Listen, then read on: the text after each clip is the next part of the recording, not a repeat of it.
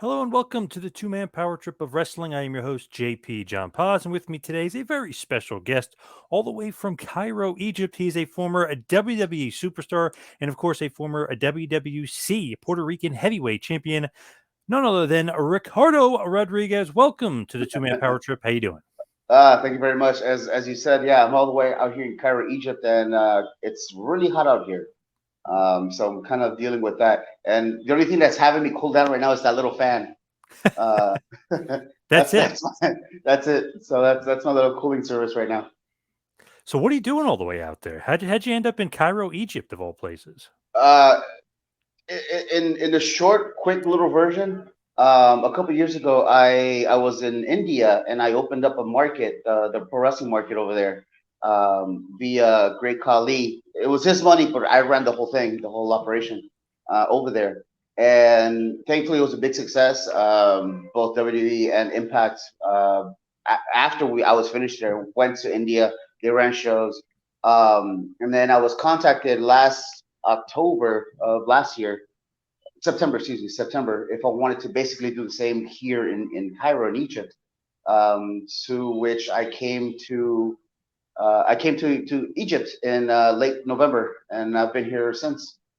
How's it going? How's like the training and how's everybody adapting to pro wrestling in Egypt? It's an experience, man. It's been a little tougher.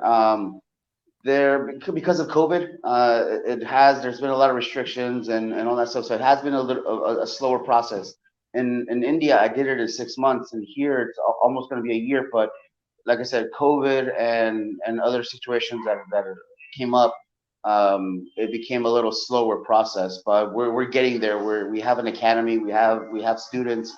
They're coming along. I mean, you can see some of the clips on my Instagram. They're coming along, so it's just a matter of time before we can actually fully start running. Which hopefully we're gunning for October. With that, is there a lot of like wrestling fans? There's a lot of interest in Egypt and wrestling Oh because yeah, oh I'm not yeah, really yeah, yeah, familiar with it huge. being popular. Oh, it's huge over there. Yeah, Okay. yeah. No, no. I mean, the WWE is huge here. Impact has, excuse me, AEW has a smaller fan base. They don't air Impact here, but the diehard fans know about Impact. They know about Ring of Honor. They know about AEW. Just unfortunately, the more so the mainstream knows more about WWE than they would AEW because they don't air AEW here. Which hopefully, maybe hopefully down the line it'll be a thing, and then it'll bring more attention. But no, there's definitely a huge market to be done here in Cairo. And also with that said, Cairo is kind of like the Hollywood and New York of the media in the Arabic countries here. So like in the U.S., anything that happens is either, as far as media goes, it's either L.A. or New York. And that's what Cairo is for all the Arabic countries. So if we can pull something off big here, it'll definitely be a big success all over the Arabic countries around the region. I feel like, man, that's a totally untapped resource, right? In Oh, wrestling, it feels like huge, totally huge, untapped. huge. And there's a lot of money to be made, a lot of business to be made, a lot of stupid amount of money to be made here. So that's kind of what we're hoping to build here. And that's what I've been focusing on for the last almost year now. With that and building up the market, what's like the end game? Is it like having somebody come in and create this gigantic promotion? Like, what's the end game with really kind of where you're getting started there? What I would like was it would be something similar to what happened in India. And then this is something I'm very proud of. I'm very proud of what I did over there, and not just myself, but all the coaches that came after I did. Um, we built an independent scene over there now, and again, a lot of things got put on hold because of COVID. The last almost 2 years now, a year and a half. COVID ruined a lot of things for a lot of plans, myself included. And but prior to COVID, there was an independence in India, and India is a huge country, like huge country, north to south. But there was an independence scene now, and um, and that's what I'm trying to build here as well, an independent scene to where I mean, and I don't know if the rumors were true, but we had heard down the grapevine that WWE was interested in maybe doing like again, I don't know if it's true or not. NXT India type of thing, like a performance in India, because that's there. It's a huge country and with a huge population. Yep. So if it was true, if the rumors were true, that would have been awesome because that would have made me feel good that I was a piece of that. So I'm hoping that building something here in Cairo and throughout those Arabic countries, that it will bring the market and more so places for the guys to come work in the U.S. That's what I kind of wanted to build because, like I said, when I was done with India, both WWE and Impact went to India, and that's because of what we built. WWE prior to the last time that they went, WWE had not been to India in 14 years until we built what we did. Um, and I think the last time WWE came to Egypt was like in 2012, I think. Wow. So that's almost 10 years now. So if we can build something here, I know we can bring them back, and I know we can bring eventually AW or even Impact or any other companies. So that's kind of what I would like to build, like a little like personal empire per se, um, of places that the guys can come to work. So they definitely have their eye on you a little bit because I would they like to think see, so. right? Because they see what you're I would building. like to think so. I would like to think so. I've talked to several people on both companies, and they know what I'm doing. Um, whether or not that influences them in the office, internally in a big way, I don't know. But they know, I know they're watching.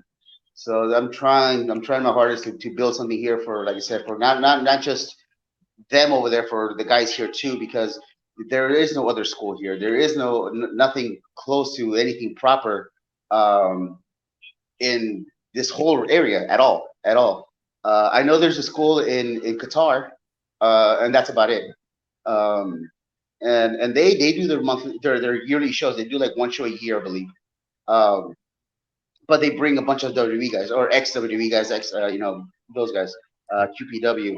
Um, so that's what I would like to build something for here for these guys here to have something that they never in their minds ever thought was going to be possible, to have a proper academy, to have to be trained and to be showcased, and then to eventually stick the big Egyptian flag on the map of the wrestling world. Were you always wanting to be a trainer? Because that seems like an interesting thing. Obviously, you were a wrestler, you did the personal ring announcing for Del Rio and stuff, but the training aspect, that part of it, was that always kind of in your repertoire? I think I just kind of slowly fell into it. I didn't, I didn't think I was gonna be doing this after I left WWE. In my head, after I left WWE, I saw myself going to Japan wrestling, and then wrestling everywhere, and I got to do my share of it. I did, but slowly, and even while I was with WWE, and just like before WWE, I started getting these positions of training others. Even when I was training, excuse me, even when I was wrestling prior to the re, I was always kind of like used as that guy to, hey, we have this kid that he's good, but he needs a little extra oomph, help him out. So I was always kind of put in that position, and even still now, which I don't mind because, and this is something that I didn't get at the time, because at the time, we're young, we're naive, we're like, oh man, what the hell, I'm dropping to this guy, or who the hell is he. But then the older I get, and the more I realize what that position entails, it's a position of trust, that they trust you, that hey, you can help this guy out, you can help him out. um, so again, this is all hindsight because I didn't realize it until much later. And I saw that happen in WWE as well, where they trusted you. Hey, we can, who can we put this guy that we're trying to build up, who can we put him with that will make him look good and can guide him? Let's put him with Ricardo, under the mask or whatever. So I didn't get that until much later. But looking at it now, like I value that position. Uh, Going into the whole trading thing, like I said, I just kind of fell into it, and I just started falling in love with that side of it because it's kind of like my way of giving back to the business. Um, there is this, I know there's this like old saying, as far as like the wrestling goes, like before you leave, you put somebody over. Um, and that's like, there's a lot of little traditions that I still like. Like that's one of them. So this is kind of like my way of giving back, putting somebody over, and for me, it's wrestling. I'm putting wrestling over to other people. Um, so and then there's a lot of times where I see some of my kids or guys that guys or girls that came to my seminars, that I will see them on TV and they did something that I showed them, and I'm like, oh hey, that's cool. It's a proud little moment. So I'm kind of living vicariously through them. It's funny because people don't realize that through the years, there's always somebody that was in your role. Johnny Rods for years, Brooklyn Brawler Mhm. for years, Sean Waltman for a period of time. It's like that measuring stick guy who's like, hey, we need this guy to get a little bit of boost, or need this guy to be ready. Like, Ultimate Warriors wrestling brawler. They love Warrior. They want it like, hey, what do you think? What can you help them with? I mean, that's a Mhm. really important role that people almost forget through the Yeah, years. people. Yeah, and again, and I was guilty of this too before I got to WWE. When I was still like, I would think of like, oh, look at this jobber. But then now I understand it's not a jobber. It's like these guys are guys that are helping these other folks out. Like in WWE when I was there, you would have these guys, and I'm not saying they're jobbers because I'm not a fan of that word, but like you would have, I would call them the workhorses. They're your Chavo, your Goldust, your William Regal, your Heath Slater, your Tyson Kidd. Those guys that you can always, Kurt Hawkins. Those guys you always knew that if you put them with something, they will take care of them and they will make them look good and they can carry them. Yep. Um, so that's an awesome position to be in. Again, looking back, uh, now that I'm older and I've gone through my 15 years of being in wrestling, it's a cool little spot to be in because it entails trust. Yep. And it's funny, I was talking to Barry Horowitz a while back, and he liked to call it the carpenter role, which Mm. obviously he was the expert at. I mean, Yeah, yeah, such a yeah, great yeah, worker, and he would carry guys. But I love that term. And I know a lot of old school guys call it carpenter, but he specifically said that they were the carpenters. yeah, yeah, yeah. No, I've heard that term too. I've heard that term before too. Yeah, I call them the workhorses. Yep. So getting back to like kind of the beginning of the WWE run, how do they notice you? Obviously, you're in California, probably right. You're on the Mhm. independent scene. How do they notice you and sign you? Is it something where they find you and it's like Johnny Ace or Briscoe or something? They're like, hey, we want you to come to Uh, FPW. No, I actually sort of, but I worked for this. I did a show for this guy named Jesse Hernandez in from San Bernardino. He runs a company named EWF, Empire Wrestling Federation, and it was the very first time that I ever worked for him. And then after the match, because I had my whole get up, my mask and everything, whatever. And then he comes up to me after the match and he's like, "Hey, WWE's coming to town in like in 2 months. Would you be interested in doing a tryout?" And I mean, at the time, I wasn't watching WWE much because of my work. Um, we didn't have DVR. We didn't have any of that back then.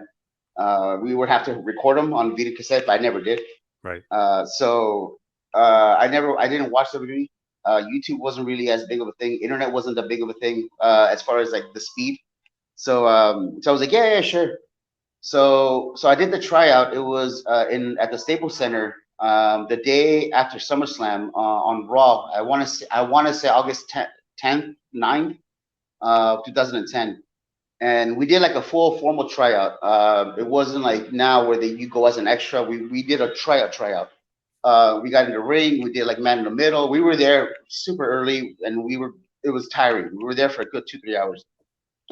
After this guy named Ty Bailey, who was the main scout before Kane and Seaman, and I don't know who it is now, but before Kane and Seaman, it was Ty Bailey, and he comes up to me and he's like, "Hey, if given the opportunity, would you be interested in moving to Florida?" And I was like, "Yeah, sure," like, and he was asking all these questions, but um, but I had been in wrestling long enough that I've been promised the moon before, and nothing Yep. ever happens. So I got used to that. So I was like, yeah, yeah, sure, yeah, of course, yeah.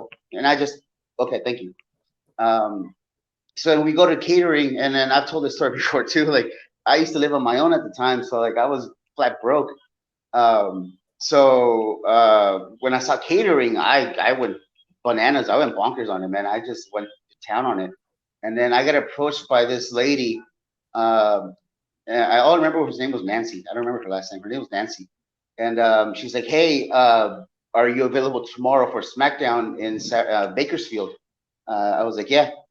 She's like, "Have you ever done ring announcing before?" I was like, "Yeah, yeah, sure." Which I never have. I've never done ring announcing before. She's like, "Do you have a tuxedo?" I was like, "Yeah, sure," which I didn't. Like I said, I was flat broke. So I went to the Salvation Army and I bought a cheap little suit. And there was a bridal store across the street, um, and I bought a couple of bow ties. Um, so then I went to Bakersfield. I did the whole tryout thing. I didn't know who Alberto was at the time. I contacted one of my buddies who was like a super super like internet, excuse me, wrestling nerd. So I was like, "Hey, who's this guy?" Because he was up to date on what was going on WWE. So he had seen the vignettes, whatever. I hadn't.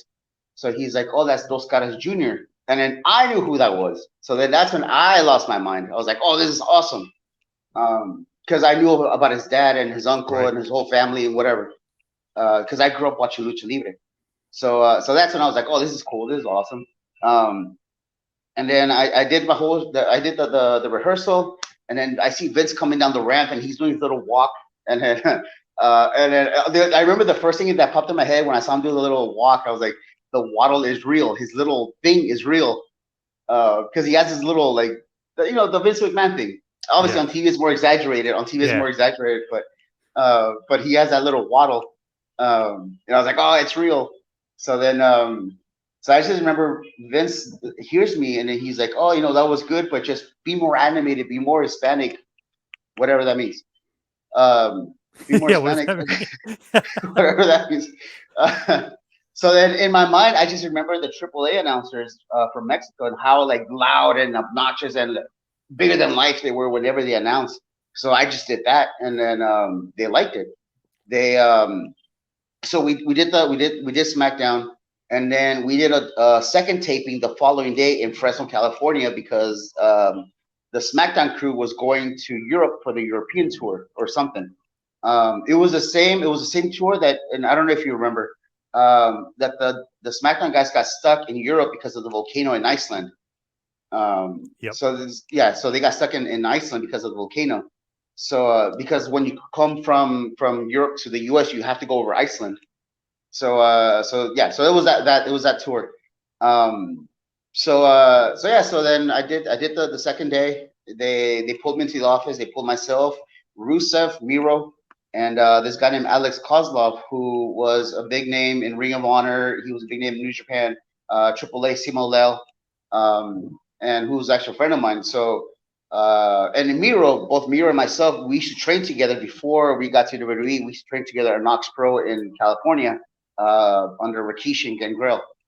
So we all get pulled into the office. We get off. We basically got offered the job like on the spot.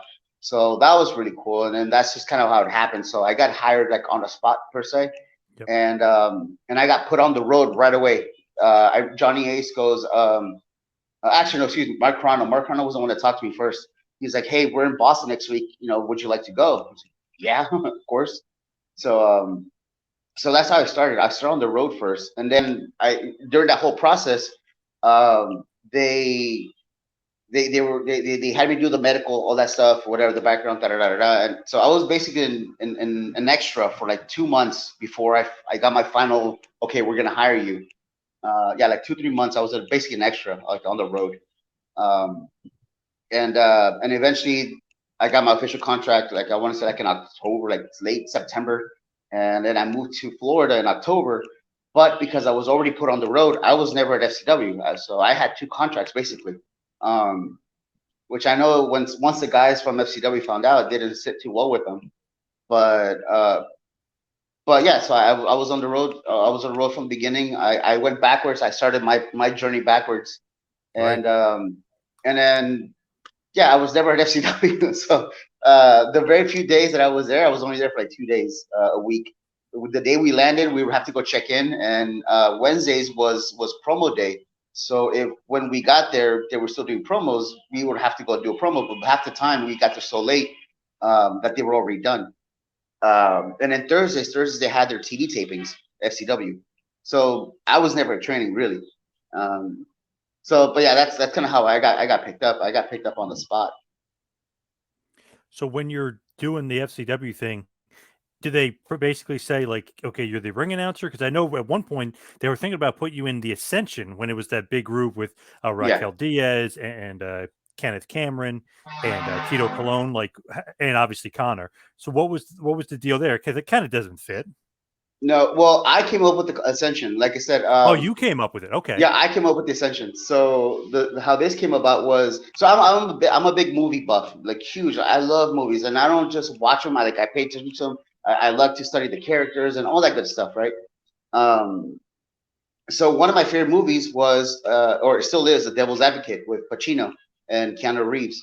And half the times when we got to FCW on a Wednesday, And I never had anything prepared, but I had all these monologues or dialogues in my head from the movies that was easy for me just so and like burp up, parrot one of the monologues. And then this one day, that was one of them. I just went. I did this little monologue slash dialogue that Pacino does at the end of the movie on with Keanu Reeves, where he's trying to convince him to come onto his side, the devil's side.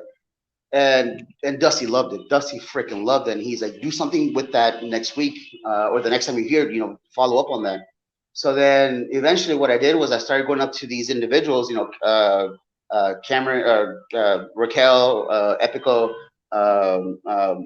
Connor, and Ken. What was his name on in FCW? Thomas Latimer, Bram. Channel Slider. Yeah, Yeah. yeah, Bram. So I would go to them individually, and I was playing. I would tell them like something positive, and then I would go to the other side. And meanwhile, I'm behind them the whole time. So I would like pop into this side, and I would tell them something positive. But then I would go onto this side, and I would tell them something like, "Hey, but you need me to do that." Like I remember like with like Epico, I would tell them that you come from a very strong family, but you're not them. Your cousin Carlito, was very famous, but he needed an apple. I can be your apple. Same thing with Raquel. I would tell her same thing, like your mom, your dad, this and this, but you're not them. So that's kind of how I started playing with them. I wanted to do this whole like mind screwing, mind fuck, excuse me, um, type of thing. It's more like a subliminal Illuminati type thing. That's what I wanted to do. And Dusty loved it. The name The Ascension actually came from this guy named Matt Melero, because when we were coming up with names, I was thinking of something like some Phoenix Rising, ascending type of thing, and then he comes up with Ascension. So we liked it. We did a couple of promos together. Dusty loved them, and then we did like maybe like a month's worth of TV together. Um, and then one day I get to FCW for the TV because, like I said, they taped TV on Thursday, so I was home. I get to FCW, and then Dusty pulls me aside, and then I'm horrible at his impression, but he just pulls me into the office and he's like, "Ricardo, baby, let me talk to you." So he pulls me into the office. He's like, skip the impression. I suck at him. If you will. Yeah, yeah, Yeah. yeah, yeah, if you will. But he basically says, "Hey, Ricardo, you're out of the Ascension." I was like, "What?" I was like, "What the fuck?" He's like, "Yeah, well, you know what? It kind of contradicts your character on TV and this and this." And I understand it sucked, but I get it. Um, and then I remember the very first time that I saw him when they did the rehearsals as vampires. I was so mad. I was so mad. Uh, because this is when Twilight was going on. And then I was like, I didn't want it to be freaking Twilight. Uh, because I wanted to do more like a subliminal messaging, Illuminati type of thing, spiritual enlightenment type shit. And yeah, so then I saw the rehearsals and I was upset. But then when I saw the actual thing, the promo they did, with like the graphics and all that stuff, and I was like, oh, this is kind of cool. Um, as time went on, Raquel, got released, and then Epico did his own thing. So we just got left with Tom and Connor. Um, and they had a hell of a run at first, and then Tom got let go, and then you replaced him with Victor, which that was probably one of the best things that happened to Victor too. And I'm super happy for them, which to me was actually kind of cool too, because it's kind of like a full circle type of thing. Um, in the original NXT, it's NXT season 2. I was one of the coaches for sub coaches for Brodus Clay. Yep. And I had a match. My very first match with WWE was against Connor, and I beat Connor. Um, the unfortunate thing, because I was really close with Connor, and I still am, um, was that when I get to the back, they tell me, "Hey, go back out and tell him he's eliminated." And I was like, "Oh, that sucks," because we knew what it meant. We knew that if once they got eliminated, they had to go back to FCW, so they're missing out on the payday for the house shows. They're missing out on the payday of TV, Yep. so they have to go back home. So I was like, "Ah, don't make me do this." So they like go. I was like, "Ah, shit, man." So and I go back out, and then I was like, "Oh, blah blah," my spiel, and then like, "Oh, you're eliminated, you're fired," type of thing. And then because the guys didn't know who was leaving until they told them. So then we get to the back, and I remember I just hugged him. I was like, dude, I'm so sorry, man. I'm so freaking sorry. I didn't want to do that. I did not want to do that. But then we come back, and then he gets involved with the Ascension, and then actually the very first takeover, it was myself and Callisto against the Ascension, and Connor pinned me. And that was one of those cool things, like little like full circle type of things that we still every now and then we like it because it comes up on our memories on Facebook. So like I'll always tag them on it, and we just have a quick little like, oh, that's cool. But yeah, no, they're gonna be doing fine. I know they're busy right now with independence, so I'm happy for them. Oh Well, yeah, yeah. well, So anyway, so yeah, that's how the Ascension came about. so Dusty basically says, "All right, it doesn't work, baby. It's not going to work really for your character. So where do you go from there? I know you go basically exactly back up to Raw, or whatever, and Well, no, you're on I was W. doing both. I was doing Oh, so both. I you're was still doing doing both? yeah, Okay. I was doing both. Yeah, I was doing both. I was doing both for like 2 years. Oh wow. Okay. Yeah, I was doing both for 2 years. But like I said, I was never at FCW because their training days were Monday, Tuesday, and sometimes Monday, Tuesday, and sometimes Fridays. I believe Fridays. So I was never there because I was on the road. Right. And like I said, I was only home Wednesday and Thursdays, and they were doing promos and TV. So I never went to training. So I was on that deal for like 2 years until somebody caught it. I guess somebody caught it in the office. They're like, "Hey, we're paying this guy. We're paying this guy double." Yeah. Why is this guy so getting two checks? Yeah. yeah, pretty much. Um, so what's it called? Yeah, so that's kind of how it went down. I was like I said, I was okay. I mean, like I said, I was upset at first because I was like, oh man, I have an idea, and then they took it. But like I said, how they played it out afterwards, I was totally cool with. Like the Ascension, man, the music they had in NXT was awesome. The whole intro, the whole vibe was awesome. They were beast in NXT. So I'm happy for them both. So with you and the main roster and being on Raw and SmackDown and everything else, when you're the ring announcer and you're on the main roster, what's like the thought process here? Do you want to be a wrestler, or are you comfortable in the role as being Del Rio's personal ring announcer? Well, I was a wrestler before I got to WWE, so Yes. that was one of those things that it was a hard pill to swallow. That it was like, hey, you're not a wrestler anymore. This is your position. And I've had this chat with other guys who were wrestlers and then became refs. I've had the same chat, and so I know the frustration of like seeing everybody play and you can't play. And it sucks, man. It totally sucks. But after a while, you kind of realize your position, and you find ways to kind of make it work. I got lucky that before Raw and SmackDown, I would always get in the ring and just roll around. I would either find like Naomi or like Titus O'Neil or some one of the other guys, or I would find like an extra that I knew from the Indies, and I was like, hey, do you want to get in the ring, just roll around? Because their cameras are watching, their cameras are always on, so like they're watching what we do. So if they see us that we're meshing, because somebody's gonna watch us, they might use you for a dark match or something. Um, Especially because Raw is live, the guys didn't always get the extras didn't always get a chance to get in the ring. They would have to do it on SmackDown. So if I knew one of the guys, I would, hey, Luke, let's just roll around the ring. And sometimes it worked. Sometimes it worked out, and then they got put in dark matches or whatever, or on spots on TV. But that was basically just me, just like scratching my itch. That I was like, man, I want to wrestle. I need to get it out of my system.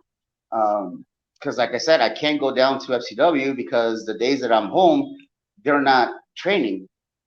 Um, so I would just get in the ring before Raw and SmackDown because the ring was up. I would just grab one of the guys and then I'd be like, let's just roll around. Um, Eventually enough people saw it that they kind of figured out that, hey, I knew how to wrestle, that I had a previous background in wrestling, so they started putting me in more spots. And but the whole thing was, you're not a wrestler. Just remember, you're not a wrestler. So don't wrestle like you're a wrestler. Wrestle like you're just a random Joe Schmo.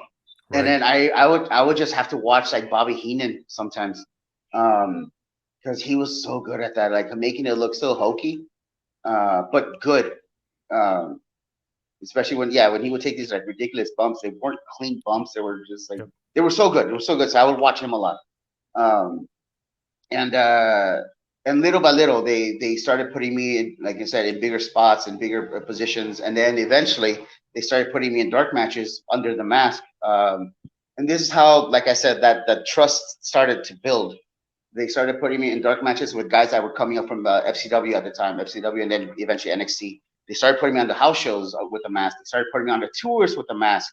Um, if there was a guy that was coming back from rehab from injury, they would tell me, hey, go down to FCW like on a Wednesday or Thursday and just kind of roll around with them because they trusted me that I was going to take care of the person, that I wasn't going to further aggravate them. So like I said, it kind of goes into the trusting, but little by little, I started wrestling, not to my potential that I knew that I could do because I knew what my job was. Um, but I think that's my only regret from being there, that I was rarely given that opportunity to that they would say, hey, just go and be you. Right now, we're not worried about you helping this guy. Just go and just give us a match. It happened, just not a lot, not as much as I would have wanted, because I knew what my job was at the time. Um, that's one of my very few regrets about being there. Was very rarely was I told just go and wrestle, just do your thing. Um, yeah, very rarely. Was that El Local or El Locale? Yeah. Look out. But like I said, that was more so just to kind of help out the other guys, and that actually came up because they needed somebody for Sin Cara, because the original one, the one from Mexico, Místico, because there weren't a lot of guys that knew how to base for him. The big difference between him and somebody like Ray can do a lot of lucha stuff that he does by himself, versus Místico does a lot of really cool stuff, but he requires a base. And because True. I started lucha libre first, and then transferred over to the American style, I knew how to do all the basing for it. And Alberto couldn't always be on it because Alberto was busy doing other stuff. He was on the main event. Um, and the only other guys were like Epico and Chavo, and then Chavo unfortunately left after a while. Um, so they started putting me with them. So I did an entire tour in Europe with Sin Cara. I did a bunch of house shows or Saturday morning slams. I did dark matches with Sin Cara, because they knew that I can base for him, and then they know I can make him look good. Because I know lucha. Right. So that's how the Ilocal thing happened. We were in, where the hell were we? I don't remember where we were, but I always carry. I the rule of wrestling is you always carry your gear. So I always carried it. I always, just for the weird, messed up day that one day they're gonna say, "Hey, do you want to wrestle? Or you're gonna wrestle?" And sure enough, that day did happen. They go up to me and they're like, "Hey, do you have your wrestling gear?" I was like, "Yeah." They're like, "All right, we're gonna have you against Sin Cara." I was like, "Oh shit, that's cool." And then I realized I was like, fuck, man, I haven't wrestled like in a year. Uh, but nah, it worked out thankfully, and we ended up building a relationship after that. Just to rewind just for a second, because I didn't bring this up, but how did you and Del Rio even get paired together to begin with? It was like I said, it was just that lady Nancy that asked me if I wanted to do that ring announcing deal. They were looking for somebody, and then they had asked somebody else for X reason, for whatever reason. He said he couldn't make it to the next day. So then this is where Jesse Hernandez comes back into play, because Jesse Hernandez was there with us. He's the one that got us a tryout. So he's like, he points to me and he's like, well, he speaks Spanish, and I'm 5'11", almost 6. So for Mexican standards, I'm tall. Um, and I mean, I was clean cut and whatever. And Yep. so then they look at me and they're like, "Oh yeah, we can use him. He's tall, da da da da, whatever." So then that's when they came and they approached me. So they were just looking for somebody for Alberto, and originally it was supposed to be just a one-time thing, but because Vince liked it so much, that's why they kept bringing me back. And like I said, it was just supposed to be a one-time thing, and it became a 4.5 year deal. Um, so that's kind of how it happened. They were just looking for somebody for Alberto. What'd you think about the chemistry with Del Rio off the bat? I mean, off the bat, it was. I mean, it's like anything else. Like I was being respectful because I knew he. Once I found out whether I knew who he was or wasn't, like it was still respecting. It was a mutual thing. But especially once I found out who he was and who his family was, that's where like my level of like, hello, sir. Hi, sir. Yep. Kind of even testified because, like I said, I grew up watching Lucha Libre, so I knew his family and I knew who he was now. So at first it was just very cordial, very mutual, respectful, and then we started writing together. Him, myself, and Chavo started writing together. So we started bonding, and little by little we started connecting more. And then we're both Mexican, so like we shared a lot of like same humor, and like stories from back from Mexico and whatever. So we bonded over that. A lot of like family traditions and whatever. And yeah, it was a lot of fun. And I think that because we were together a lot, that transcended over to TV, and that chemistry that we had in real life moved over to TV. So I would like to think that our chemistry was very unique to other pairings, and a lot of it had to do because we spent a lot of time together and we got to learn about each other. Um, is yeah, we were basically together like every day that we were on the road. For the only time we separated was really like a TV because he would have to go do promos or something, and I would be in the ring. And then other than that, we were always together. But I would like to think that same chemistry transcended onto TV. Do you still keep in touch with him today? Yeah, yeah, yeah. I just talked to him the other day too. Uh, Yesterday, it was yesterday, because they just had a show in Vegas. So I just sent him a good luck text, whatever.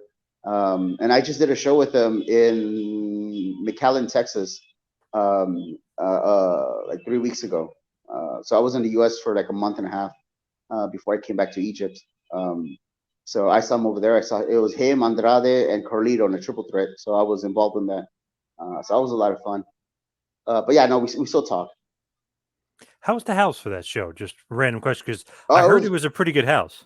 Yeah, yeah, it was great. It was great. It wasn't full, but I mean, uh, this is where like the internet is so fucking stupid sometimes. Because if you ever get to know about Latinos don't pre-buy. We show up. We just show up. Right. I know there was a lot of critics that they were going like, oh, there's still like X amount of tickets that haven't been sold. And then I remember like I messaged Alberto and we were like, these fuckers. It's like these people obviously don't know the Mexican crowd because we don't do pre-sale. We just show Right. up. That's how we are. So we rarely worry about like oh we pre-sold we still have to pre-sell this many tickets. Like, we just show up because that crowd that show was catered to the Mexican crowd, the Latino crowd, and we just show up. Um, and yeah, it was a great house, man. It was awesome. They were loud. They were hungry for entertainment after being stuck indoors for a year and plus. So it was a great event. Like all the matches were great, top to bottom. Uh, and then just to see a lot of old friends too that I hadn't seen in a while because of COVID. Uh, just to be back in front of a crowd as we just saw last night with Punk. It's unreal, man, and it's something that we strive for. We missed it so much. Um, so yeah, it was a great show. So Punk, obviously, who you know very well, you watch AEW Rampage. What did you think about that debut? Because rarely do you see a pop, to be honest, that loud and that prolonged for a guy. I mean, Yeah. we're talking like Hulk Hogan, Austin, Road Warriors. I mean, that Mm. level of pop where it's extended. I mean, Cena got a great pop at SummerSlam, but that was nothing. I mean, paled in Yeah. comparison to what we heard last night. What did you think about that? I I I like Punk. I've followed Punk throughout this whole time. I never once turned my back on him. What I found ironic was a lot of the people that shit on him when his UFC stuff was happening are all like kissing his ass right now. Yep. But I was never one of those. I cheered him on the whole time through, and I was legit happy for him to be back. We all heard the rumors. So we were just kind of like playing that like will he not type of game. I'm glad he came back. That the crowd was amazing, and I think a lot of it has to do too with the fact that we've been stuck indoors for so long, and we need that attention. We need that entertainment. Entertainment is something that you can always give the crowd, and they'll always cheer for it. Um, there will never be a short audience for entertainment, and then the crowd was entertained. They got what they wanted.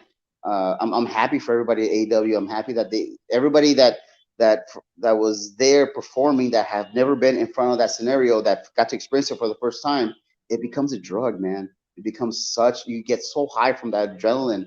Um, Eddie Guerrero had one of those best promos about that being an addict. And that's still one of my favorite promos when he cut it on Brock Lesnar about being an addict to the crowd, being an addict to that high, that rush of being in front of a crowd.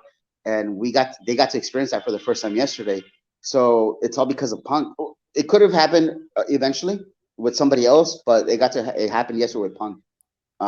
So I'm happy for everybody that was there. I'm happy for the crowd that was there because they got to experience something that none of us had experienced in a year and a half. Um, So I'm happy for Punk, man. Like I've always been cool with him. We had a short little exchange like 2 3 months ago that was really awesome. Um, I've watched his movies, so I'm happy for him. I'm happy for everything that's happening to him. Do you think him going there makes it a little bit of competition here? Because they're kind of coming along. They are a major player, no doubt about it in the game. But Yeah, do you yeah, think this makes them a competition to WB? I mean, they sold 16,000 tickets last night. yeah. Is there competition in the U.S.? Yes. Whether it's a competition globally yet, I don't know yet. Because let's not forget, WWE is a global company. Right. AEW is not as much as WWE. Will they get there? I hope so. I really hope so. Because the more the wrestling grows, the more opportunities there will be. Um, but yeah, look, I do believe that there are competition in the U.S. Yes, of course, easily. Um, but like if you were to say globally right now, I don't know yet because like I said, WWE is a global company, and AEW still doesn't have that reach yet. They have the internet fans, yes, that are global, but as far as like the average Joe, they might not know who AEW is yet. But hopefully, bringing in a name like like Mark Henry, Big Show, Christian, CM Punk, and eventually if Daniel Bryan does happen, yeah, that's going to bring more attention to the casual fan than they would be for like the more so diehard underground cults following, that AEW would have. So I hope so. I hope that they do reach that level because it would be nice for everybody involved. It would be nice for us over here on this side too, that we're trying to build something here because it'll bring attention to it. What is it? That's the old saying: "Rising tides rise all ships," or whatever Yeah, that yeah, exactly, expression is. Yeah. exactly. Because like I said, if they grow, if AW grows and then WWE grows, then there's going to be a lot of people out here in Egypt that are going to want to be a part of it. And if we are the only ones available to give that to them, then it's going to give us more business. So I hope so. With going back to like Alberto Del Rio and WB for a second, your Mhm, run there with him, he's starting to get a bit of a push, obviously, a big mhm. push. Do you recognize it with him? I mean, he's 6'5", he's like 255. Yeah. He's got the look, he's got the promo, he's got you. I mean, he's got a great package. Are you seeing like, okay, we're definitely going to be world championship. We're definitely going to be a part of the main event like sooner rather than later? Well, we got put into the main event from the beginning. That's a upper mid card from the beginning. We got put with Ray from the start. Right. So that's first of all that's a hell of an honor to begin with because again, growing up watching Lucha Libre, and then to be a part of my first storyline and be with Ray and then get my ass kicked by Ray nightly, that was Yep. kind of cool.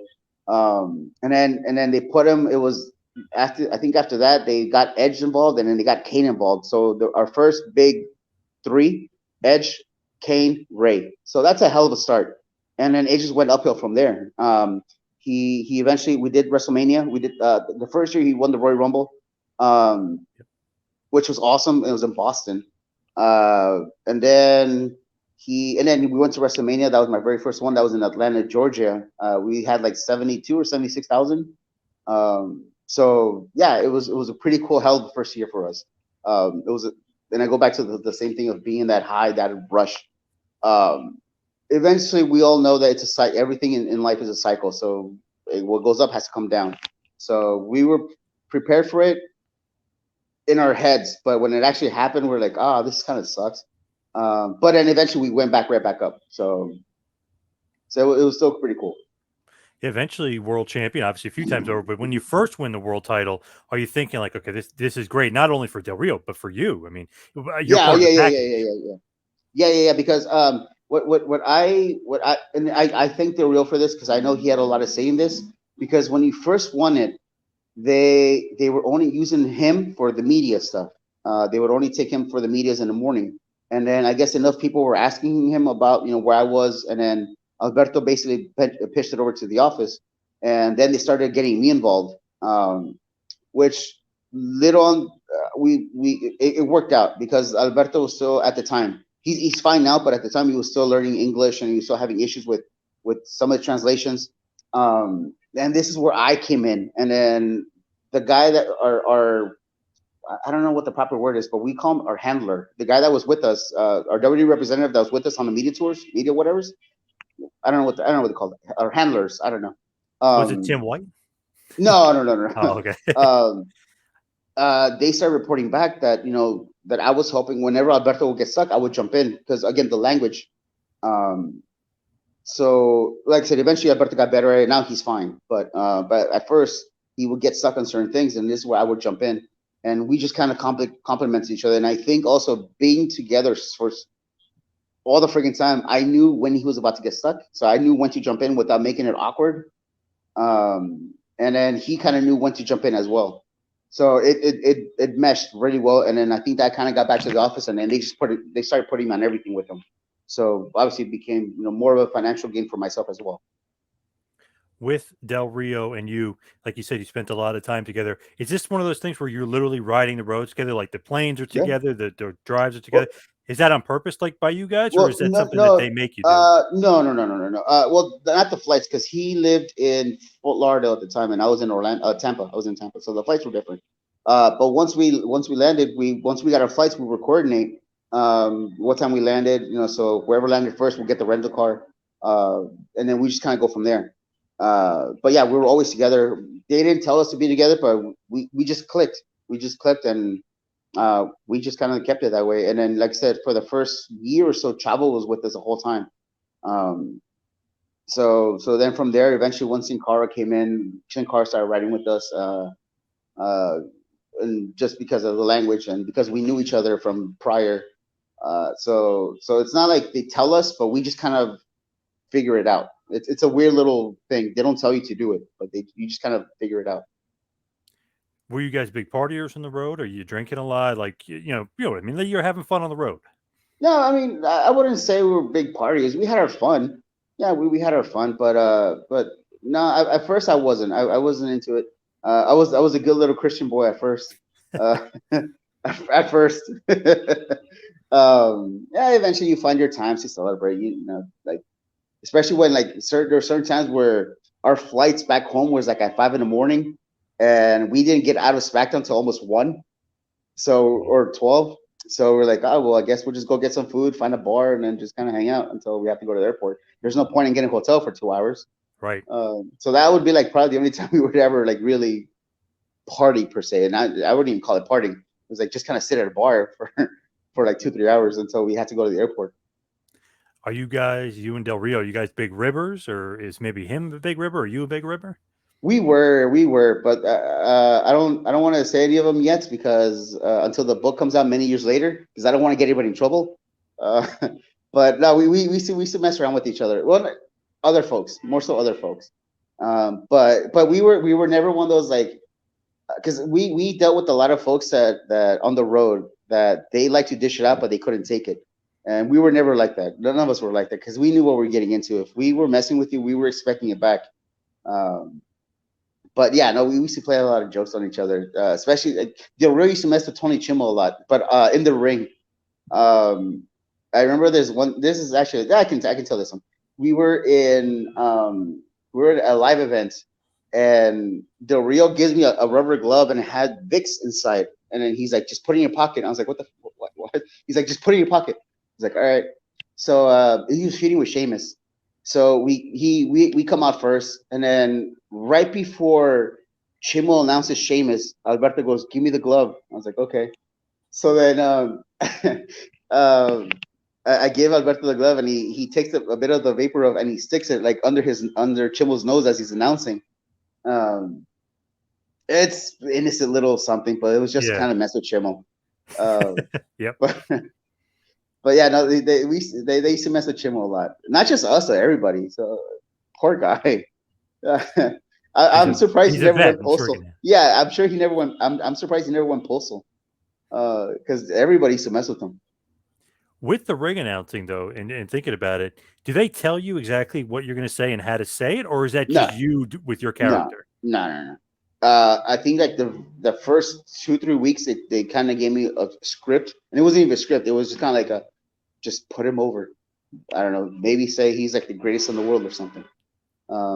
And then eventually with time, I just because I realized that whoever was watching the back doesn't know Spanish, so I started because I remember one day I insulted the crowd, and there's certain words that for us Spanish speakers, if I say it, it's for us. It's like dummy or you idiot. But for somebody, if you translate it word for what it is, it's pretty aggressive. But for us Spanish speakers, it's like, oh, you dumbass. Um, but I remember I said something and then I was like, oh, I'm gonna get in trouble, and nobody ever said anything to me. I The Spanish speakers on Twitter told me about it, but nobody caught it backstage. So I was like, huh. So then I tested the waters again the following week, and nobody told me anything. So I'm like, I'm sure nobody in the back that's watching knows Spanish because they're not telling me anything. So then I started insulting the crowd, and just and nobody said anything in the back. So every week I would just come up with a new insult about the crowd, and then I would like put over Alberto, and then I would mention his name. But that became my thing. I would always insult the crowd, and then say something like Alberto's awesome, and then say his name. They didn't catch on to the Spanish ever. No, no, no. Which is funny though, because like Alberto said something once, and then they busted him. Just once he said one thing that it wasn't even to the camera. He just said something like, "I'm your daddy," but like in Spanish. Right. Um, and then he said something afterwards, and then somebody in the back ratted him out. But in my head, I was like, dude, I've said so much worse on TV, and like nobody's ever said anything to me. But whatever. So I remember when they pulled us they pulled us aside, we were like, okay, okay, and then we look at each other, we're like, whatever. But yeah, Alberto got busted once. I never did. Where do you get your cadence from? Because it's so good, it's so smooth.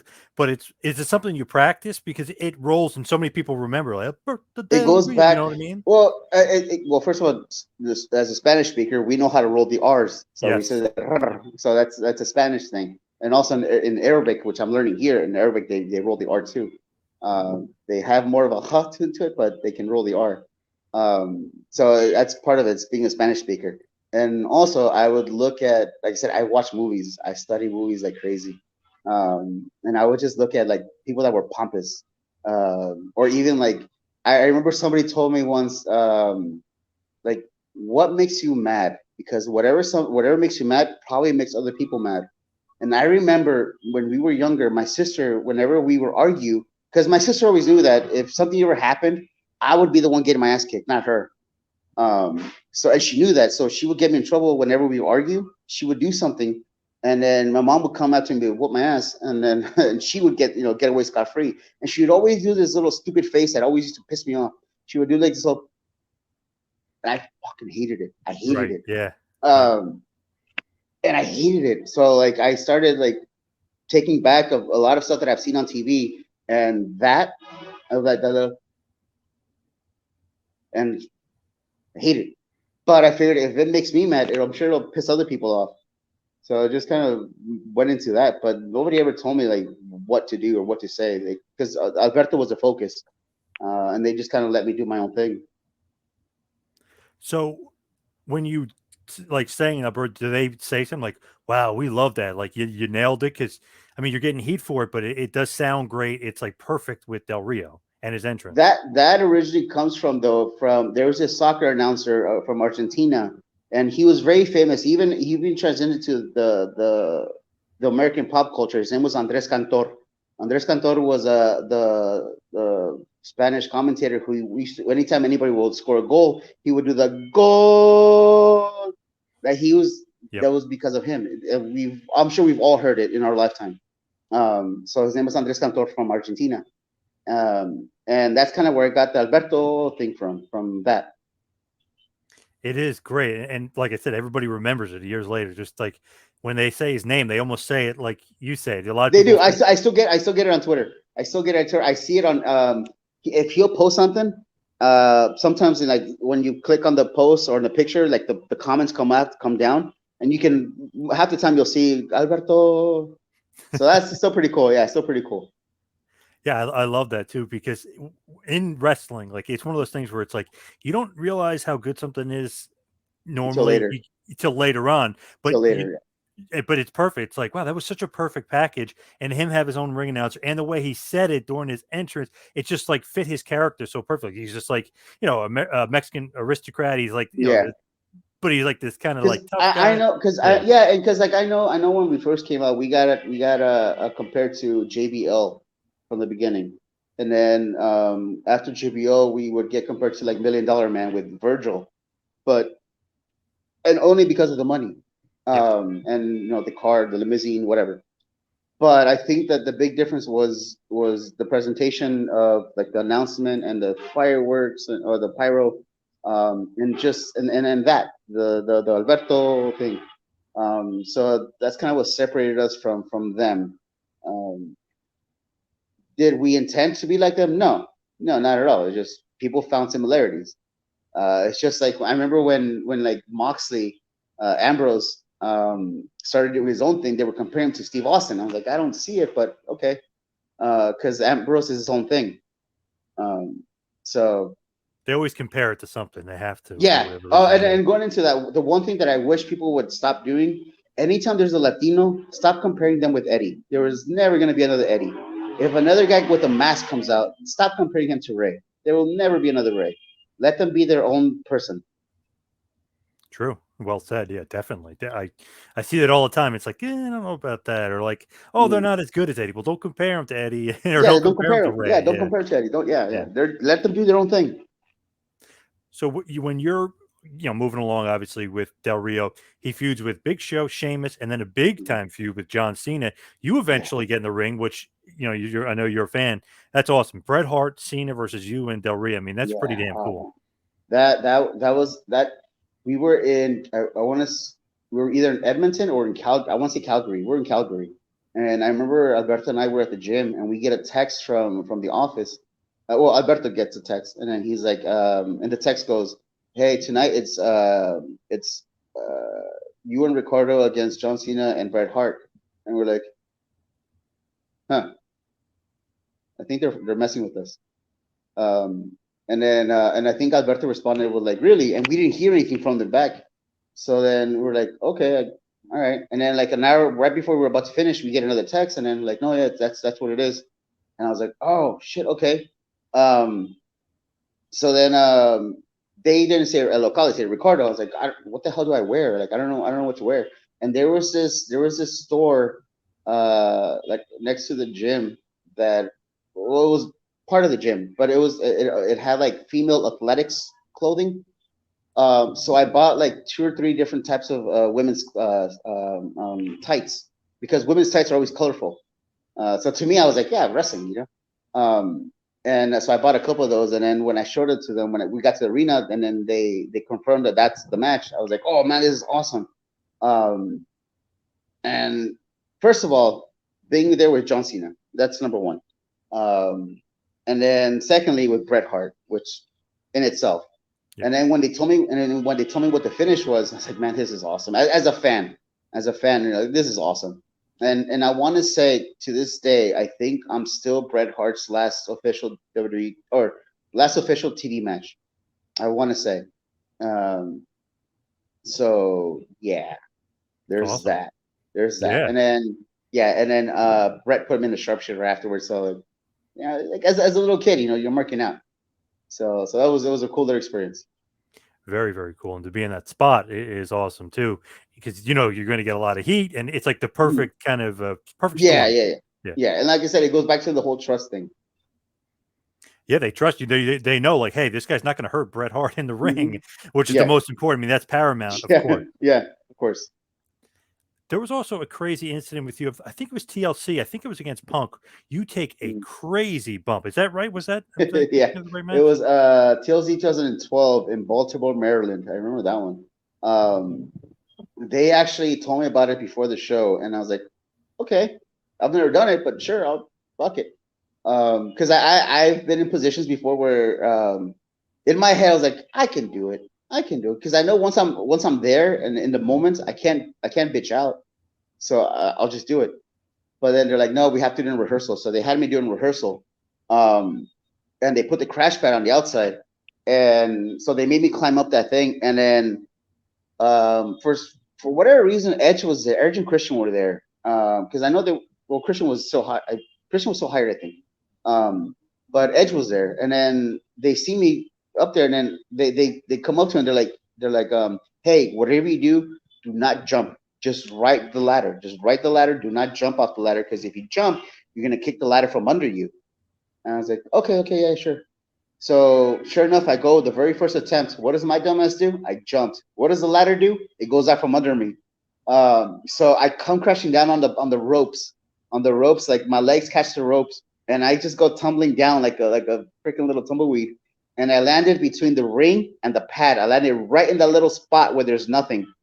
Um, so then Michael, I think it was Michael Hayes. Michael Hayes, because he was a producer, he's like, "Oh no, you know what? Never mind. Let's scratch the idea." And then at this point, I was like, "No, I'm fine. I'm fine, fine. I want to do it again. Let me do it again." So then they made me do it a couple more times, and then I learned my lesson the first time. Don't jump, just write it, because the first time kind of hurt. Yeah. Yeah, the first time hurt. So don't do that again. And then eventually, once the match happens, I remember right before we went out, I was so nervous, and I told Punk and I told Miz, I was like, I know you guys know this, I know you guys have done this before, but this is just for me. Just slowly tip it over, and they're like, no, we got you. So sure enough, we do the spot. I missed the first ladder because there were two ladders next to each other, right? And I missed the first one, and my knee clipped the first ladder, and the bump itself didn't hurt. What hurt for like 2 weeks was that little clip of my knee because my knee was bruised for like 3 weeks. So like walking hurt, sitting down hurt. Anytime I was trying to fall asleep would hurt because I would like roll over on my knee. So that sucked, but yeah, it was a cooler experience, and then I want to say it was one of the better moments of that night for the pay per view. Definitely. Any other like bad injuries in your career? Concussions. You can't really tell, but I this Oh that's yeah. it. Well, hold on. Yeah, Yeah, look at that's that. Yeah. broken. Yep. Yeah, that's broken. I broke it in a match, and then I popped it back in. This is in India. So it's dead. I don't feel anything. And that's as far as it goes. Damn. Yeah. Dislocated jaw, broken ribs, broken ankles, surgery on my knee. The toughest one are the concussions. That's easy. The number one thing is concussion. So, and this is something that like, I wish more guys would realize. Because I was stupid and naive when I was younger. When I was on the indies, man, I was so worried about the gifs. I was so worried about the clips. I was so worried about the highlights, that I was doing stupid stuff. That I look back now, I'm like, why? These some of these younger guys, they're not gonna get to realize it until they're older. And I wish they would listen to some of the older guys, because the kids now are so defensive. Anytime you tell them, hey, be smart, don't, probably it's not the best idea to do that. And they're like, oh, what do you know, old timer? You can't do it anymore. It's like, I can, but I'm smarter. First of all, I don't need to. And then secondly, it's like, you're going to regret it when you're older, man. Um, I know in 10 years, 15 years, if I'm still around, man, like I'm going to be in so much pain. If I'm in pain now at 35, I can only imagine at 45, 50. Just because I didn't take care of myself. I didn't take care of my body. I was doing everything for that stupid little clip on Twitter, or Right. on Facebook, or at the time MySpace. That's what I was working for. I wasn't working for the match. I was working for that stupid clip. Um, then I mean, we're not trying to bull guard. We're not trying to gatekeep. Like what you guys do is like, we're just telling you, be wise. Don't do stupid shit. You're gonna regret it when you're older.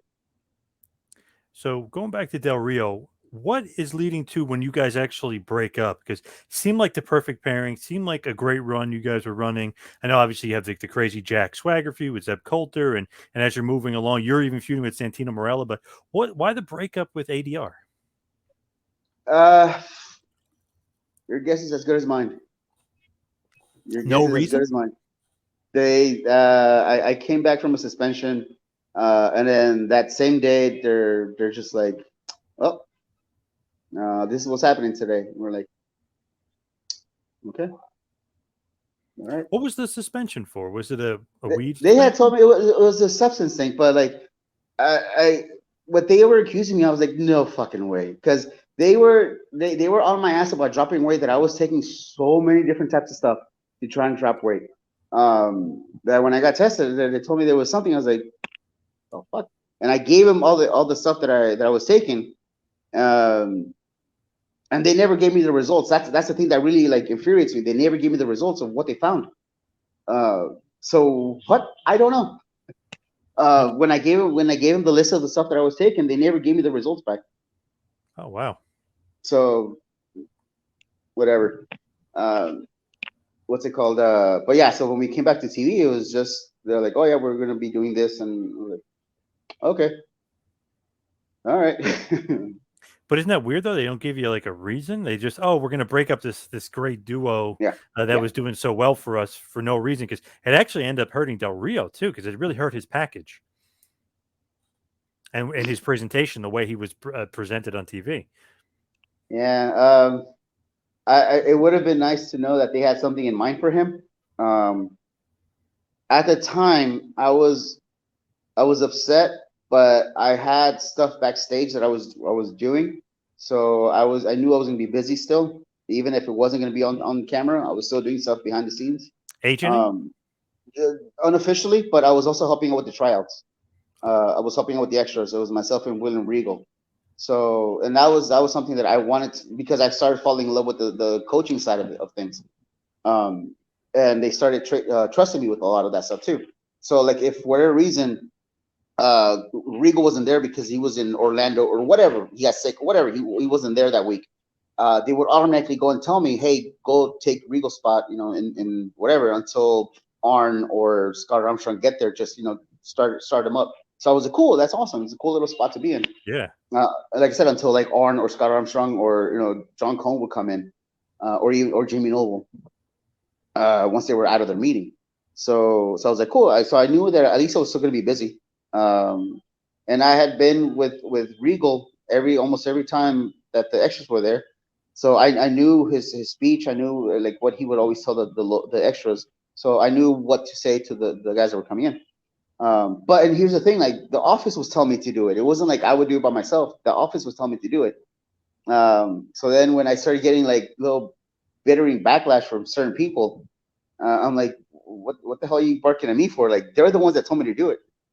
Um, so that, well, whatever. It is what it is. That eventually led up to a lot of frustrations and just me asking to release me because I wasn't happy after a while and I wasn't doing anything and I was just kind of fed up Yeah, with you it. kind of had a little feud with Del Rio, which was Yeah. just kind of just odd, and like RVD mixed in there as well. It was a weird Yeah, time. that was weird. I remember we were I want to say Anaheim, California, and myself and Alberto and Pimo and Eprico, we were all sitting by the bleachers, and then Molenko comes up to us, and then he's like, "Hey, did they tell you what's happening?" And I was like, "No, sir." He's like, "You're with RVD today," and I was like, "Okay, okay." Yeah, And weird. if you Okay. don't, yeah, if you don't know Molenko, he has this weird sense of humor that you don't know if he's joking or Yeah. not. Yeah. He'll tell you Yep. something and then he'll just kind of like walk away and then he'll come back later and tell, oh, by the way, I was just kidding. And I was like, oh, okay. I remember there were certain times where like I would go up to him and then like in different times and I'll be like, yeah, hey, sir, do you know what's happening today? You're like, oh yeah, man, you screwed up, man. You're in hot water. And then he walk away and I was like, what the fuck? So then eventually I would kind of like follow him like a little puppy, and then he would tell me like, "No, I'm just kidding." So I was like, "Dude, don't play with my heart like that." But like he had that like that dry sense of humor, but like it just kind of like yeah. So when he told us about RVD, I didn't know if he was joking or not. Um, and then eventually he gave me like the actual like rundown, and I was like, "Oh, okay, that's weird, but okay." And then he told me that I was going to be interrupting Alberto and then doing this promo thing and then introducing RVD. And I was like, okay. And at first, I was just happy to be back on TV because at that point, I had been off TV for like a month and a half or so, 2 months, month and a half, I think. So I was just happy to be back on TV. Um, and yeah, and then eventually I went up to Malenko and I asked him, I was like, hey, sir, I don't mean to, be ungrateful or whatever, but like I'm very thankful, but why am I with RVD? Like just so I kind of get an idea of how to go about this because I don't know how to go about this. I can't do with him what I did with Alberto. Right. So like, what's the reasoning so I can? Mm. And then he basically told me he's like they kind of need a bridge between Alberto and RVD for the title, and I was a bridge. I was that connection between them for the title. And I was like, oh, okay, so it's short term. Um, so I was like, okay, that's cool. Now I have some kind of clarity in my head of why, and then just kind of went from there. But yeah, it was totally weird for me at first too. It doesn't make any sense to anybody. I guess making it a bridge with that feud, but really it doesn't make sense. So Yeah. why did you ask for the release? What was going on? You just were done. You Um, sick of it? it kind of goes into what Punk said yesterday about, and I'm not sure when this is airing, so on Friday night. Um, what he said about, like, you can't stay in the place that made you sick. You can't be happy at a place that, you know that line. You can never About it. get well in a place that makes you Right. sick. Yeah, Yeah. So that was basically it, because I had been off TV. I was thankful that I was doing like the Spanish commentary, but that was like once a month. That was just at the pay-per-views. I was doing stuff on Raw and SmackDown on the Spanish side to like the backstage promos, but but that took me away from like the tryout things, the extras, and I would try to finish these things as fast as I can so I can go do the extras. Um, but then eventually they kind of totally relieved me of that side of things, and I was like, oh, okay, well, I guess I'll try and focus on the backstage Spanish stuff, but I wasn't happy doing it. I'm not gonna say I wasn't thankful, because at least I still had something, but I wasn't happy doing them. I started getting bitter. I started getting upset. I started like there was a lot of issues with money, that I begged the office to help me out with, to fix some of the stuff, that because there was a lot of stuff that wasn't consistent, and I would go to the office. I was like, hey, can you help me out with this, because this doesn't look right. Can you help me fix this? And then this took almost like 6 months. And I'm not saying it was like one check. It was a big one. It was a big video game check that I was like, this is not correct. Um, and and there's also like the pay system that we had at first, because they have two different, and I don't know if it's still the same, but they had two different pay systems where either you get paid weekly for every single little thing that you do, or you get paid your weekly salary, and then anything extra gets put into a piggy bank that you get at the end of the year. So I was on the first one. I was on the first one where like I get paid for every little thing that I do. Um, because like I said, at first when I first started with Alberto, we were on everything. So my weekly check would have been more than my salary. So I was on that, and then when they took me off TV, my salary was more than what I was getting. So, but I was on because I was on the other pay system. I was telling the office, I was like, "Hey, man, can you put me back on the other pay scale so at least I can break even?" Because at this point, what I'm paying for my hotels, my cars, my on the road expenses, I'm only taking home a couple $100, right. and it's not enough. Can you put me back on the other pay scale? And fuck, man, it took me 6 7 months of constantly, because at first they told me, it was like, oh, well, WrestleMania is coming up, can we talk about it after WrestleMania? I was like, yeah, okay, fine, that's fine, I'll suck it up for now. I still have, I'm fine. And then after WrestleMania, I'm like, hey, Carano, what's up, man? And like, oh yeah, we'll talk about it next week. Next week comes along, eventually after a while I was like, hey man, listen, like I don't I'm trying to be cordial here, I'm trying to be respectful, but it's been almost 6 7 months now. What the fuck? Right. um because what I'm making now versus what my salary is not adding up. And like I said, there was a big issue with the video game check, because this is around the time, I believe, when like THQ went under, and a whole bunch of us got screwed out of like the video game check royally. Royalties. Yep. Yeah, we got screwed royally out of the video game check because THQ went under, and so there was a lot of issues with that, and then there was like a lot of issues with like me constantly trying to get attention of the writers, because I would constantly try and pitch ideas, but they wouldn't give me the time of day, or and this is something that I hated at the time, man, because like when they use you, they love you, but when they don't use you, like you just kind of get kicked to the side, and it feels horrible, man. It fucking feels horrible. So I was constantly trying to get the attention of the writers. I was constantly trying to get the attention of the office. And then with time, I just grew bitter. I grew upset. I grew angry. I hated everything. I hated going to work. And then basically one day, I just didn't go to the airport. I fell asleep. I woke up on a Monday, like around 10 o'clock in the morning. I called Mark Carano and I was like, hey, man, I think I'm done. I just want to say thank you, but I think I'm done. And they're like, and Corona was like, well, where are you? He's like, I'm still at home, man. I didn't get on the flight. And I told him, I was like, I've tried to talk to you guys for X amount of months. I've tried to talk to you directly. I can't get a hold of anybody's ear.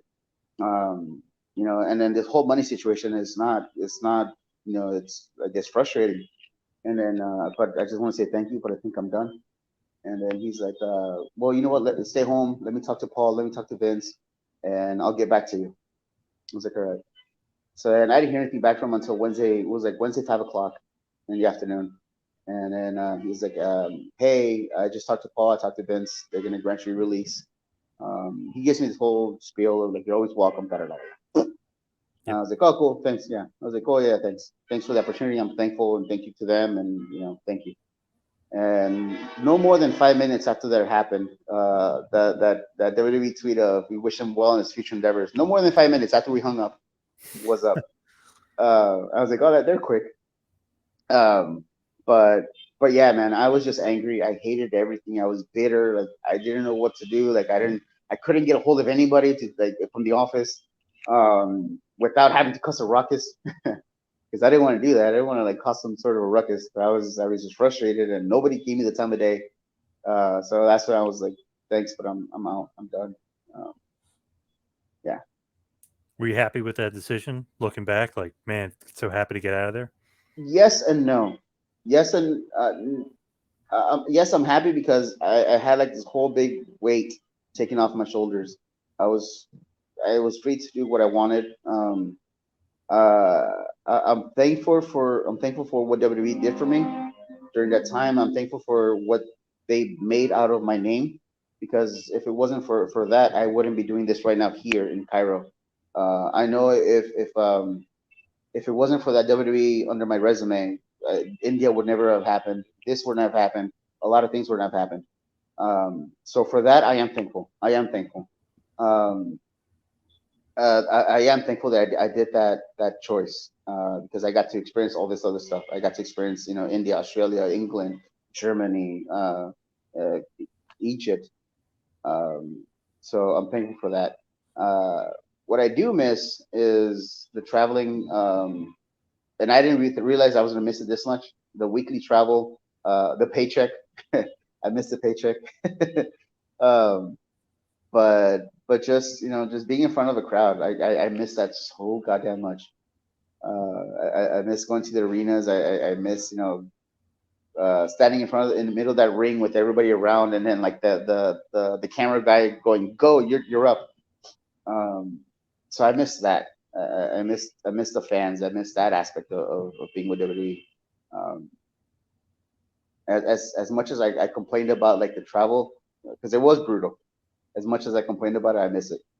I'm doing my own traveling now, but it's every 6 months or so I go somewhere else, versus weekly.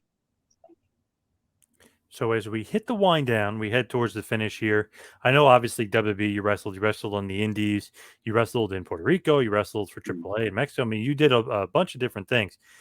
Would you have some favorite matches or just some favorite opponents, guys, that stick out above the others? Because I know the Bret Hart match is Yeah, is great yeah, too, yeah, but yeah, yeah. That yeah. I mean, outside of WWE, yeah, like I've had a lot of great opponents, and then the fun thing about it is like they're not like big names, and that to me is what like there's so many talented individuals out there that are so good and so talented, and then they've never had that recognition. In Southern California, I've had amazing feuds with guys named Soca Crazy, guys named Ricky Mandel, LTP, Joel Diaz, Tyler Bateman, who's in Ring of Honor right now. The Young Bucks, I wrestled the Young Bucks countless times on the Indies before, we went to, before they went to Impact, before I went to WWE. Um, there's so many guys, man. Like I've had the privilege. This guy named Cloudy from Chikara. Um, this guy Aaron Epic in Florida. Stevie Douglas in Germany. Lazio Fee from Germany. So many talented individuals that I wish would have had more recognition. Um, so yeah, there's so many, so many, so many, so many, so many. I'll never forgive Cloudy. This goes back years, Mm, back when he was training under Tony DeVito years ago. So he was training with this guy Massive too, and we're at a CZW show, and mm. Joe Frazier, Smoking Joe Frazier's at the show in Philly. No shit. Wow. He puts his hand out, they both kind of get in front of me, and the guy massive goes to shake his hand. All of a sudden, Frazier turned around, walked away. I never got to meet Joe Frazier because Cloudy got in the way. That sucks. That bastard. But what I will say, and I'll just real quick. yep, The first time that I wrestled Chikara, I wrestled Cloudy, and he said something to me that always stuck with me. So anytime I wrestled one of the extras, I passed this on. When we were coming with the match backstage, I was asking because obviously I figured he's a vet. I'll let him lead, whatever. So we're coming with the match, and we basically go like, "Hey, so what do you want to do?" And then Cloudy goes up to me and he goes, "They already know me here. I don't have to do anything. It's your turn. You show off. You do your thing. They don't know you. Show off." And I was right. like, huh. That's very unselfish, and that's awesome of you. And then we did a lot of cool stuff in that, and he was super awesome about all the ideas. The finish that we did, that was a little creation that I did in California that you see it on the indies every now and then. It's a flipping tombstone pile driver that I came up with in California, and it was out of a screwed up head scissors. But yeah, he was open to that finish, and we never tried before. I just kind of described it to him, and he was all for it. So anytime that I wrestled any of the extras, I kind of went into it with that in mind. I was like, Regal knows who I am. Finley knows who I am. Arn Anderson knows who I am. They know what I can do. They're not here to see me. They're here to see you. So you show off. Do your thing. Do whatever the hell you want. I'm here for you. So that was always my thing. Great advice. So just also curious, what about some favorite movies? I don't know if you've seen it, Usual Suspects, probably the greatest movie of all time. Love that movie. Great film. I don't know if have you ever seen L.A. Confidential? That's another awesome movie. I know it. With was that Kim Basinger? Kim Basinger? Yep, she's in it. Yep. Yeah. So many stars. I know I've seen it. I know I've seen it, but I don't remember too much about it. But I know I've seen it. So many good stars. You got Kim Basinger, got Kevin Spacey, Danny DeVito. Yeah. That's from the mid '90s, I believe. Yep. Guy Pearce is in it. Yep. Oh yeah. No, like my favorite ones to me, and for like more of a psychological thing, would be like The Matrix. I love Fight Club, Snatch, almost anything with Brad Pitt or Leonardo DiCaprio. What about Seven? Oh, that one's great too. Yeah. DiCaprio and Pitt are two of my favorite actors. Edward Norton is another one of my good ones. Denzel. Shoot. I know. Once we were done with this, they're all going to pop up in my head. Are you an old school movie fan? Like, do you love Apocalypse Now, like classics like that? I love that one. Yeah. I love that one. That obviously, Metal Gear. What's it called? The Metal Gear video game. Metal Gear is a great game. Yes. Yeah. Full Metal Jacket. That. Yeah, Vincent D'Onofrio, man, awesome. What's it called? So like, and Vincent D'Onofrio is another one of my favorite actors too, especially from in Law and Order: Criminal Intent. Yep. He's awesome in that. But yeah, no. So I can go. This is a whole other topic we can go on for like another hour or two. He said you watch a lot of movies. I'm like, I wonder if you know what he likes and what he doesn't like. So, do you have an absolute favorite movie? If there's movies that I will never go out of my way to like go and watch them, but if they're on, I'll usually stop and watch them. Like Joe Dirt, if it's on, I'll never go out of my way to watch it. But if it's on, I'll always stop and watch it. Joe Dirt is probably one of those movies. Liar Liar is another one that if it's on, I'll watch it. I'll always watch it. Jim Carrey is awesome. Robin Williams, anything Robin Williams is on. Patch Adams is awesome. What was that movie in that Robin Williams was like this some serial killer? Shoot. It's not Amnesia. But it was a movie. Was he the film guy or was yeah. That's one of them. I know there's two different ones. 24-hour that's photo. One of them. Yeah, 24-hour photo. 24-hour photo. I think so. Yeah, and I know there's another one, but like I said, all this is going to come after we're done here. Yep. There's another great one too. Man, I know Al Pacino's in it. He's a serial killer, and Al Pacino has amnesia the whole time. Not amnesia. He can't sleep. Like Insomnia. There you go. Insomnia. Yeah, there's the movie. Yeah, Insomnia. Yeah. Just awesome, but it's crazy to see Robin Williams playing like because you don't realize it because Pacino's like kind of like nuts and losing it, but it's like, wow, this guy's been the killer the whole time. This guy's a psychopath. Yeah, awesome movie. I love that movie. Oh man. So many good ones. So it's gonna go back. I love Casablanca too. Just a random old school. I mean, going Yeah. way back movie. Yeah. And A lot. I think a lot of those movies will not sit well nowadays with the PG or the PC era. There's a lot of movies from back then that will not sit well nowadays. right. Yeah. Absolutely. Unfortunately. Yep. Yeah. Unfortunately. So what's next for you? What do you got down the pike? What are you planning on doing? I know you're doing the training in Egypt, but what's next? Well, for now, this is my main focus. Like I said, our main goal is to start running shows professionally and fully in October. So I have like another 2 months to go. We're almost there. We're almost there. We're just finishing up on some stuff, but we're almost there. So that's the main goal. If we can make this work, I know there's gonna be a lot more work to be done here, and I might stay for next year if I have to. I know I've been talks with promotion in South Korea to maybe go over there it's outside of Seoul, PWS. So if the time comes, I'm going over there. In September, I'm going to Barcelona, Spain, to do a show and a full week of seminars. So that should be fun. That's in September. September 18th is the show. So I'm looking forward to that in Lucha Libre Barcelona. And then for the meantime, like I said, this is my main focus. This is all I'm focusing on right now. Awesome stuff. Before I let you go, where can everybody follow you and find you, social media wise, Instagram, Twitter, etc.? So on Twitter, I'm still at RRWE. I still have the WWE in there because I don't want to lose the blue check mark. If you change their handle, you lose the check mark. So I don't want to lose it. Yes, I noticed that. Yeah. On Instagram, you can find me on the letter J _ Rodriguez 818. You can also check out. You can get a cameo if you like. We can do personalized ring announcing at RRWE on Cameo, and also my Pro Wrestling Tees store is Pro Wrestling Tees / Jesus Rodriguez. Awesome stuff. Ricardo Rodriguez, thank you so much for all the time today. Really appreciate it. Great stuff. Thank you very much, guys. Thank you.